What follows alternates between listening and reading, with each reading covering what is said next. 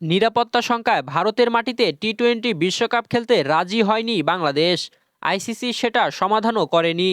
উল্টো বাংলাদেশকে বিশ্বকাপ থেকে বাদ দিয়ে স্কটল্যান্ডকে অন্তর্ভুক্ত করেছে বিশ্বকাপে। বাংলাদেশের ন্যায়সঙ্গত উদ্বেগকে উপেক্ষা করায় আইসিসির কড়া সমালোচনা করলেন পাকিস্তানের কিংবদন্তি ব্যাটার মোহাম্মদ ইউসুফ। সংস্থাটির ধারাবাহিকতা ও প্রশাসনিক ব্যবস্থা নিয়েও প্রশ্ন তোলেন তিনি।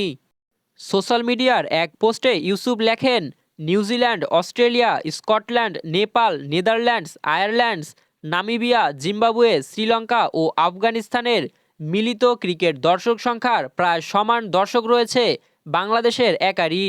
10টি দেশ মিলে 17,80,00,000 দর্শক।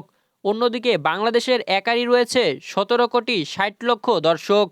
একই পোস্টে ইউসুফ এরপর লেখেন, একটি খেলা যা বৈশ্বিকভাবে দর্শকদের ওপর নির্ভরশীল, সেখানে বাংলাদেশের নিরাপত্তাজনিত ন্যায়সঙ্গত উদ্বেগকে উপেক্ষা করা আইসিসির ধারাবাহিকতা ও শাসন ব্যবস্থা নিয়ে গুরুতর প্রশ্ন তোলে। যখন বেছে বেছে সুবিধা দেওয়া হয় তখন ন্যায়পরায়ণতা হারিয়ে যায়।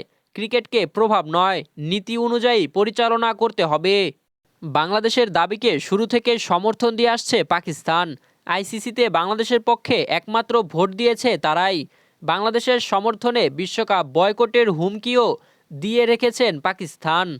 পাকিস্তান ক্রিকেট বোর্ড বাংলাদেশের পক্ষ হয়ে প্রতিবাদ করার জন্য বেশ কয়েকটি বিকল্প ভেবে রেখেছেন। তবে বিশ্বকাপ বয়কট করবে কিনা সেই চূড়ান্ত সিদ্ধান্ত আসবে আগামী শুক্রবার অথবা সোমবার। আপনিও কি মনে করেন আইসিসিতে ভারতের দাদাগিরিটা অতিরিক্তই হচ্ছে? জানাবেন কমেন্টে। রাহুল আল আমিন, বিডিআই স্পোর্টস।